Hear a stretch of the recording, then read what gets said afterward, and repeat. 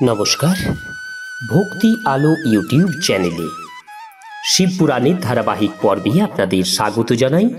আজকের পর্ব মৃত্তিকা ইত্যাদি দ্বারা নির্মিত দেব প্রতিমার পূজার বিধি, তাদের নৈবেদ্যের আলোচনা, বিশেষ মাস, বিশেষ বার, তিথি এবং নক্ষত্রাদি যোগে পূজার বিশেষ ফল এবং লিঙ্গের বৈজ্ঞানিক স্বরূপের বিবেচনা। চ্যানেলে যারা নতুন তাদের অনুরোধ জানাবো চ্যানেলটি সাবস্ক্রাইব করে শিবপুরাণের ধারাবাহিক পর্বগুলি শ্রবণ করুন। আসুন আজকের পর্ব শুরু করি।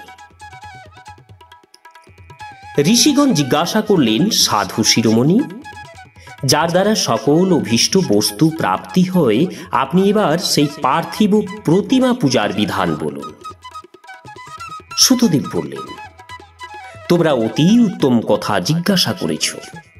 পার্থিব প্রতিমা পূজা সর্বদাই সম্পূর্ণ মনোরথ প্রদানকারী এবং তৎক্ষণাৎ দুঃখ দূরকারী হয়। আমি তার বর্ণনা করছি, তোমরা মনোযোগ দিয়ে শোনো। মৃত্তিকা ইত্যাদি দ্বারা নির্মিত দেব প্রতিমার পূজা এই পৃথিবীতে অভীষ্টদায়ক বলে মানা হয়। এতে নারী পুরুষেরা অবশ্যই অধিকার আছে। নদী, পুকুর বা কূপের থেকে মাটি তুলে আনবে, তারপর গন্ধচূর্ণের দ্বারা তাকে সংশোধন করে মিহিভাবে পিষবে এবং মণ্ডপে রেখে ভালোভাবে মাখবে। তারপর হাত দিয়ে প্রতিমা তৈরি করে দুধ দিয়ে তাকে সুন্দর করে সংস্কার করবে।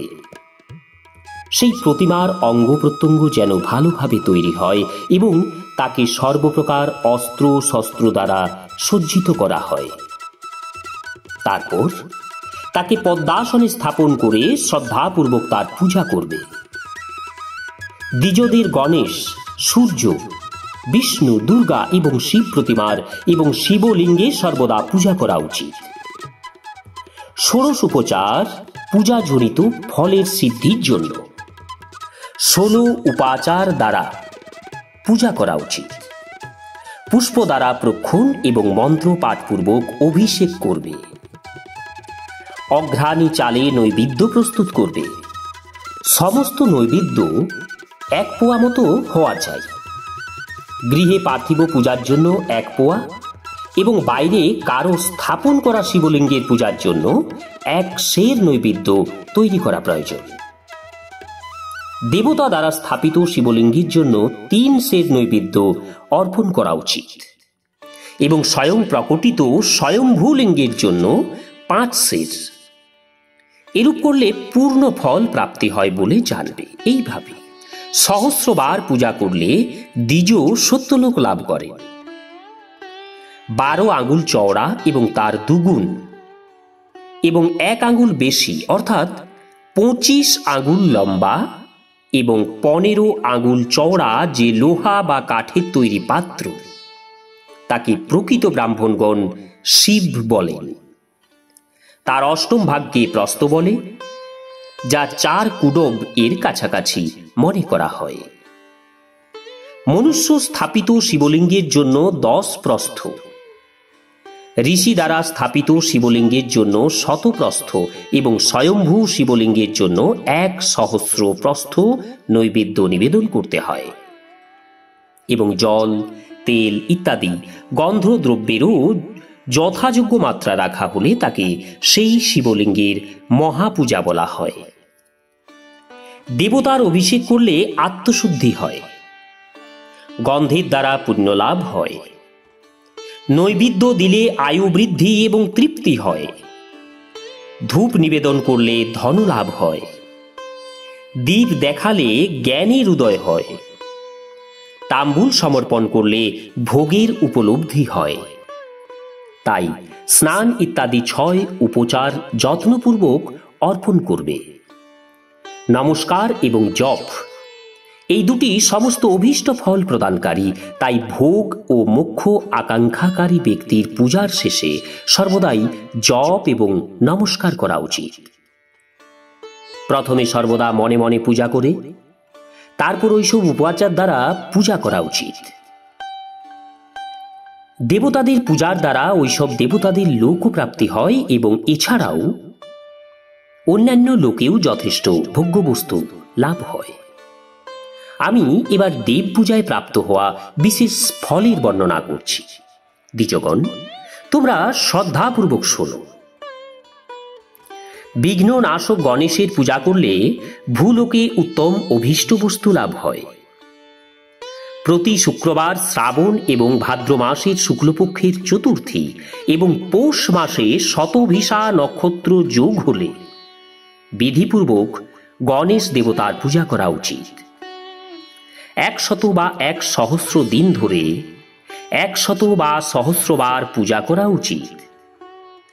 দেবতা এবং অগ্নিতে শ্রদ্ধা রেখে নিত্য পূজা করলে মানুষ পুত্র এবং অভীষ্ট বস্তু লাভ করে। গণেশ সমস্ত পাপ প্রশমন এবং বিভিন্ন দুষ্কর্ম বিনাশকারক। বিভিন্ন বারে শিব এবং অন্যান্য পূজা আত্মশুদ্ধি প্রদানকারী বলে জানতে হবে। বার অথবা দিন, তিথি, নক্ষত্র হল যোগাদির আধার এবং সমস্ত কামনা পূরণকারী। এতে বৃদ্ধি এবং ক্ষয় হয় না, তাই একে পূর্ণ ব্রহ্মস্বরূপ মনে করা উচিত। সূর্যোদয় থেকে আরেক সূর্যোদয় আসা পর্যন্ত একটি বারের স্থিতি মানা হয়, যা ব্রাহ্মণ ইত্যাদি সকল বর্ণের কর্মের আধার। বিহিত তিথির পূর্বভাবে করা দেবপূজা পূর্ণ ভোগ প্রদানকারী হয়। মধ্যাহ্নের পর তিথি আরম্ভ হলে রাত্রিযুক্ত তিথির পূর্বভাগ পিতৃপুরুষের শ্রাদ্ধ কর্মের জন্য উত্তম বলা হয়েছে।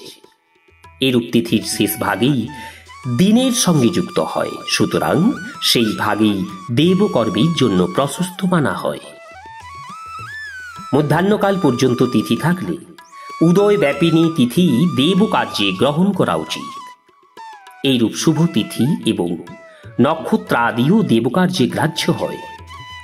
বার ইত্যাদির ভালোভাবে বিচার করে পূজা, জপ ইত্যাদি করা উচিত। বেদে পূজা শব্দের অর্থ এইরূপ যোগ করা হয়েছে। পূজায়াতে আনেন ইতি পূজা। এই পূজা শব্দটির ব্যুৎপত্তি হল পু। এর অর্থ ভোগ এবং ফলের সিদ্ধি। এটি যে কর্মের দ্বারা সম্পন্ন হয় তার নাম পূজা। মনোবাঞ্ছিত বস্তু এবং জ্ঞান, এই হল অভীষ্ট বস্তু। সকাম ভাব সম্পন্নদের আকাঙ্ক্ষিত ভোগ অভীষ্ট হয় এবং নিষ্কাম ভাব সম্পন্নদের অভীষ্ট হল পারমার্থিক জ্ঞান। এই দুটি পূজা শব্দের অর্থ। এর সমন্বয়ে পূজা শব্দের সার্থকতা হয়। লোক ও বেদে এইভাবে পূজা শব্দের অর্থ প্রসিদ্ধ। নিত্য ও নৈমিত্তিক কর্ম কালান্তরে ফল প্রদান করে, কিন্তু কাম্যকর্ম যদি সঠিকভাবে অনুষ্ঠিত হয় তাহলে তা তৎক্ষণাৎ ফলপ্রসূ হয়। প্রতিদিন, এক পক্ষ, এক মাস এবং এক বছর পর্যন্ত ক্রমাগত পূজা করলে সেই সব কর্মের ফল প্রাপ্তি হয় এবং তার থেকে তেমনই ক্রমশ পাপ ক্ষয় হয়ে যায়। প্রত্যেক মাসের কৃষ্ণপক্ষের চতুর্থ তিথিতে মহাগণপতির পূজা এক পক্ষের পাপ নাশকারক হয় এবং এক পক্ষ ধরে উত্তম ভোগরূপ ফল প্রদায়ক হয়। চৈত্র মাসের চতুর্থীতে করা পূজা এক মাস ধরে করা পূজার সমান ফল প্রদায়ক হয় এবং সূর্য যখন সিংহ রাশিতে অবস্থান করে সেই সময় ভাদ্র মাসের চতুর্থীতে করা গণেশ দেবের পূজা এক বছর ধরে মনোবাঞ্ছিত ভোগ প্রদান করে বলে জানতে হবে। শ্রাবণ মাসের রবিবারে, হস্ত নক্ষত্রযুক্ত সপ্তমী তিথিতে এবং মাঘ শুক্লা সপ্তমীতে ভগবান সূর্যের পূজা করা উচিত। জ্যৈষ্ঠ এবং ভাদ্র মাসের বুধবারে, শ্রবণা নক্ষত্রযুক্ত দ্বাদশী তিথি এবং শুধু দ্বাদশীতে করা ভগবান বিষ্ণুর পূজা অভীষ্ট সম্পত্তি প্রদান করে বলে মানা হয়। শ্রাবণ মাসে শ্রী হরির পূজা করলে অভীষ্ট মনোরথ এবং আরোগ্য লাভ হয়। অঙ্গ এবং উপকরণ সহ পূর্বোক্ত গরু ইত্যাদি 12টি বস্তু দান করলে যে ফল লাভ হয় দ্বাদশী তিথিতে আরাধনা করে শ্রী বিষ্ণুকে তৃপ্ত করলে মানুষ সেই ফল লাভ করে। যিনি দ্বাদশী তিথিতে ভগবান বিষ্ণুর দ্বাদশ নাম সহযোগে 12 জন ব্রাহ্মণকে ষোড়শ উপাচার দ্বারা পূজা করেন, তিনি ভগবান বিষ্ণুর প্রসন্নতা লাভ করেন। এইভাবে সমস্ত দেবতাদের বিভিন্ন নামে করা 12 জন ব্রাহ্মণের পূজা ওইসব দেবতাদের প্রসন্নতার কারণ হয়। কর্কট সংক্রান্তিযুক্ত শ্রাবণ মাসের নবমী তিথিতে মৃগশিরা নক্ষত্র যোগে অম্বিকার পূজা করবে। তিনি সম্পূর্ণ মনোবাঞ্ছিত ভোগ এবং ফল প্রদান করেন। ঐশ্বর্যের আকাঙ্ক্ষাকারী পুরুষের ওই দিন অবশ্যই তার পূজা করা উচিত। আশ্বিন মাসের শুক্লপক্ষের নবমী তিথি সমস্ত অভীষ্ট ফল প্রদানকারী। সেই মাসের কৃষ্ণপক্ষের চতুর্দশী যদি রবিবার হয় তাহলে সেই দিনের মহত্ব বিশেষ বৃদ্ধি পায়। সেই সঙ্গে যদি আদ্রা এবং মহাদ্রা সূর্য সংক্রান্তি যুক্ত আদ্রা যুক্ত হয় তাহলে সেই সময়ে শিব পূজা করা বিশেষ মহত্বপূর্ণ। মাঘ কৃষ্ণা চতুর্দশীতে করা শিব পূজা সমস্ত অভীষ্ট ফল প্রদানকারী হয়। তা মানুষের আয়ু বৃদ্ধি করে, মৃত্যুর কষ্ট দূর করে এবং সমস্ত সিদ্ধি দেয়। জ্যৈষ্ঠ মাসের চতুর্দশীতে যদি মহাদ্রা যোগ হয় অথবা মার্গশীর্ষ মাসে কোনো তিথিতে যদি আদ্রা নক্ষত্র থাকে তাহলে সেই সময়ে বিভিন্ন বস্তু দ্বারা নির্মিত শিবকে যিনি ষোড়শ উপাচারে পূজা করেন সেই পুণ্যাত্মার চরণ দর্শন করা উচিত। ভগবান শিবের পূজা মানুষকে ভোগ এবং মোক্ষ প্রদানকারী হয়, এটি জানা উচিত। কার্তিক মাসের প্রত্যেক বার এবং তিথি ইত্যাদিতে মহাদেবের পূজার বিশেষ মহত্ব থাকে। কার্তিক মাসে বিদ্বান পুরুষ দান, তপস্যা, হোম, জপ এবং নিয়মাদির দ্বারা সমস্ত দেবতাকে ষোড়শ উপাচারে পূজা করবেন। সেই পূজায় দেব প্রতিমা, ব্রাহ্মণ এবং মন্ত্রের ব্যবহার আবশ্যক। ব্রাহ্মণদের ভোজন করালে সেই পূজা কর্ম সম্পন্ন হয়। পূজকের কামনা ত্যাগ করে পীড়ারহিত শান্ত হয়ে দেব আরাধনায় তৎপর থাকা উচিত। কার্তিক মাসে দেবতাদের যজন এবং পূজন সমস্ত ভোগ প্রদানকারী, ব্যাধি হরণকারী এবং ভূতাদি এবং অশুভ গ্রহ বিনাশকারী হয়। কার্তিক মাসের রবিবারে ভগবান সূর্যের পূজা করলে এবং তেল এবং সুতি বস্ত্র দান করলে মানুষের কুষ্ঠাদি রোগের বিনাশ হয়। হরিতকি, গোলমরিচ, বস্ত্র, শশা ইত্যাদি দান এবং ব্রাহ্মণদের প্রতিষ্ঠা করলে ক্ষয় রোগ নাশ হয়। প্রদীপ এবং সর্ষে দান করলে মৃগী রোগ দূর হয়।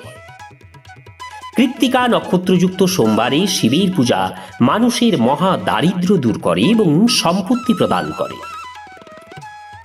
গৃহের প্রয়োজনীয় সামগ্রীর সঙ্গে গৃহ এবং ক্ষেত্র দান করলেও উত্তম ফল প্রাপ্তি হয়। কৃত্তিকাযুক্ত মঙ্গলবারে শ্রী স্কন্দের পূজা করলে এবং প্রদীপ, ঘণ্টা ইত্যাদি দান করলে মানুষ শীঘ্রই বাক সিদ্ধি প্রাপ্ত হয়। তার মুখ থেকে নির্গত প্রতিটি কথাই সত্য হয়। কৃত্তিকাযুক্ত বুধবারে শ্রী বিষ্ণুর পূজা করলে এবং দই ভাত দান করলে মানুষ উত্তম সন্তান লাভ করে। কৃত্তিকাযুক্ত গুরুবারে অর্থাৎ বৃহস্পতিবারে ধনের দ্বারা শ্রী ব্রহ্মার পূজা এবং মধু, সোনা, ঘি দান করলে মানুষের ভোগ ও বৈভবের বৃদ্ধি হয়। কৃত্তিকাযুক্ত শুক্রবারে গজানন অর্থাৎ গণেশকে পূজা করলে, গন্ধ, পুষ্প, অন্ন দান করলে মানুষের ভোগ্য পদার্থের বৃদ্ধি হয়। মাতা দেবী বিন্দুরূপা নাদরূপঃ শিব পিতা পূজিতভ্যং পিতৃভ্যং তু परमानंद एव हि। परमानंद लाभार्थं शिवलिंगं प्रपूजयेत्। सा देवी जगतां माता स शिव जगतः पिता পিত্রো শুশ্রূষকে নিত্যম কৃপাধিক্যম হি বর্ধতে। সেই দিন সোনা রূপা ইত্যাদি দান করলে বন্ধ্যা উত্তম পুত্র লাভ করে। কৃত্তিকাযুক্ত শনিবারে দিকপালেদের বন্দনা, দিগ্গজ, নাগ এবং সেতুপালেদের পূজা, ত্রিনেত্রধারী রুদ্র, পাপহারী বিষ্ণু, জ্ঞানদাতা ব্রহ্মার আরাধনা এবং ধনন্তরী 2 অশ্বিনী কুমারদের পূজা করলে রোগ, অকাল মৃত্যু নিবারণ হয় এবং তৎকালিক ব্যাধিসমূহের শান্তি হয়। নুন, লোহা, তৈল এবং বিউলি ডাল ইত্যাদি ত্রিকূট, শোঁঠ, অসত্য এবং গোলমরিচ, এই ফল, গন্ধ, জল ইত্যাদি এবং ঘৃতাদি দ্রব্য পদার্থ, সোনা, মুক্তা ইত্যাদি বস্তু দান করলেও স্বর্গলোক প্রাপ্তি হয়। এর মধ্যে লবণ ইত্যাদির ওজন কমপক্ষে 1 সের হওয়া উচিত।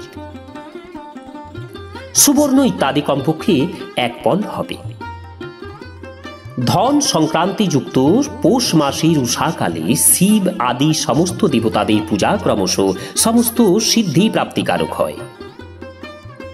এই পূজায় অগ্রহায়ণ মাসে উৎপন্ন চাল দিয়ে তৈরি করা হবিষ্যের নৈবেদ্য উত্তম বলা হয়েছে।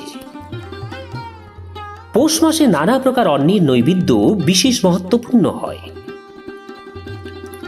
অগ্রহায়ণ মাসে কেবল অন্নদানকারী মানুষ সম্পূর্ণ অভীষ্ট ফল প্রাপ্তি করেন। এই মাসে অন্নদানকারী ব্যক্তির সমস্ত পাপ নাশ হয়। তিনি অভীষ্ট সিদ্ধি, আরোগ্য, ধর্ম, বেদের সম্যক জ্ঞান, উত্তম অনুষ্ঠানের ফল, ইহলোক পরলোকে মহাভোগ, শেষে সনাতন যুগ অর্থাৎ মোক্ষ এবং বেদান্ত জ্ঞানের সিদ্ধি লাভ করেন। যিনি ভোগ আকাঙ্ক্ষাকারী সেই ব্যক্তির মার্গশীর্ষ মাস অর্থাৎ অগ্রহায়ণ মাস এলে উষাকালে কমপক্ষে 3 দিন দেবতাদের পূজা করবেন এবং পৌষ মাসে পূজা যেন বাদ না যায়। উষাকাল থেকে সন্ধ্যাকাল পর্যন্ত পৌষ মাসে পূজার বিশেষ মহত্ব রয়েছে। পৌষ মাসের পুরো মাস জিতেন্দ্রীয় এবং নিরাহারে থেকে প্রাতকাল থেকে মধ্যাহ্নকাল পর্যন্ত দ্বিজ বেদমাতা গায়ত্রী জপ করবেন।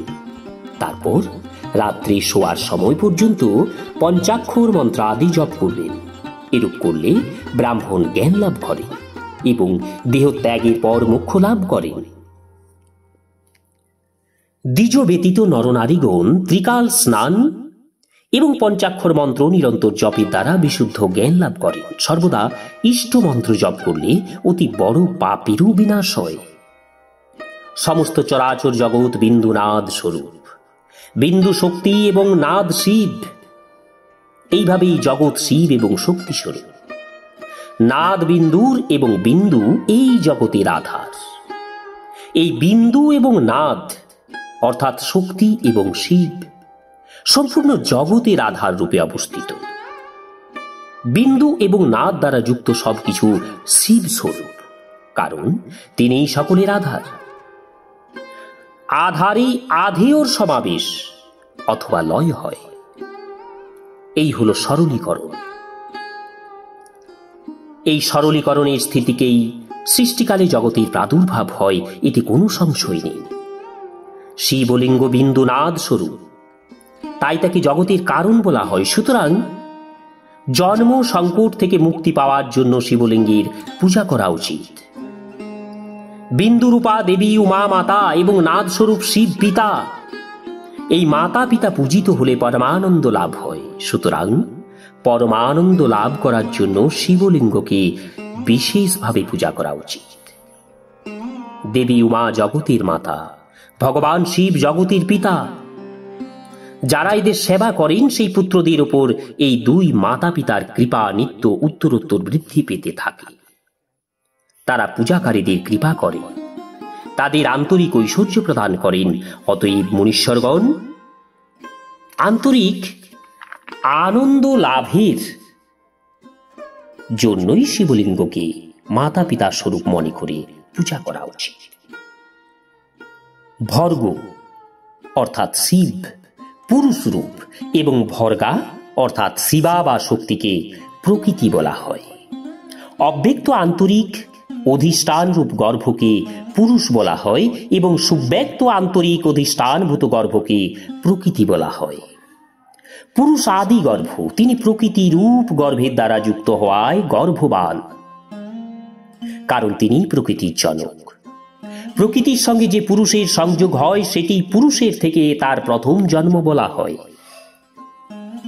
অব্যক্ত প্রকৃতি থেকে মহতত্ত্বাদির ক্রমে যে জগৎ ব্যক্ত হয় তাকেই ওই প্রকৃতির দ্বিতীয় জন্ম বলা হয়। জীব পুরুষের থেকেই বারংবার জন্ম এবং মৃত্যু লাভ করে। মায়া দ্বারা অন্য রূপে দেহ ধারণ করাকেই তার জন্ম বলা হয়। জীবের শরীর জন্মকাল থেকেই জীর্ণ, ছয় বিকারযুক্ত হতে থাকে, তাই তাকে জীব সংজ্ঞা দেওয়া হয়েছে। যে জন্মগ্রহণ করে এবং বিবিধ পাশ দ্বারা আবদ্ধ তার নাম জীব। জন্ম এবং বন্ধনেই হল জীব শব্দের অর্থ। সুতরাং জন্ম মৃত্যুরূপ বন্ধন নিবৃত্তির জন্য জন্মের অধিষ্ঠানভূত মাতৃ পিতৃস্বরূপ শিবলিঙ্গের পূজা করাই উচিত।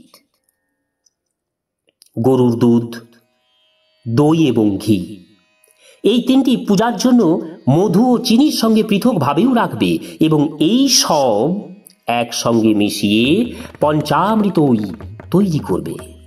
এর দ্বারা শিবলিঙ্গকে অভিষেক এবং স্নান করাবে। পরে গরুর দুধ এবং অন্ন দিয়ে নৈবেদ্য তৈরি করে প্রণব মন্ত্র উচ্চারণ করে সেটি ভগবান শিবকে সমর্পণ করবে। সম্পূর্ণ প্রণবকে ধ্বনিলিঙ্গ বলা হয়। স্বয়ম্ভুলিঙ্গ নাদ স্বরূপ হওয়ায় তাকে নাদলিঙ্গ বলা হয়। যন্ত্র বা অর্ঘ্য বিন্দু স্বরূপ হওয়ায় বিন্দুলিঙ্গ রূপে বিখ্যাত। তাতে অচল রূপে প্রতিষ্ঠিত যে শিবলিঙ্গ তা মকার স্বরূপ, তাই সেটিকে মকারলিঙ্গ বলা হয়। শোভাযাত্রার জন্য যে চরলিঙ্গ হয় সেটি উকার স্বরূপ হওয়ায় তাকে উকারলিঙ্গ বলা হয় এবং পূজার দীক্ষা প্রদানকারী যিনি গুরু বা আচার্য তার বিগ্রহ আকারের প্রতীক হওয়ায় সেটিকে অকারলিঙ্গ মানা হয়। এইভাবে অকার, উকার, বিন্দু, নাদ এবং ধ্বনিরূপে লিঙ্গের 6টি ভাগ রয়েছে। এই 6 লিঙ্গকে নিত্য পূজা করলে সাধক জীবনমুক্ত হয়ে যায়, এতে কোনো সন্দেহই নেই। নমস্কার, আজকের পর্ব এখানেই শেষ করছি। আসব পরবর্তী পর্ব নিয়ে। ওম নমঃ শিবায়।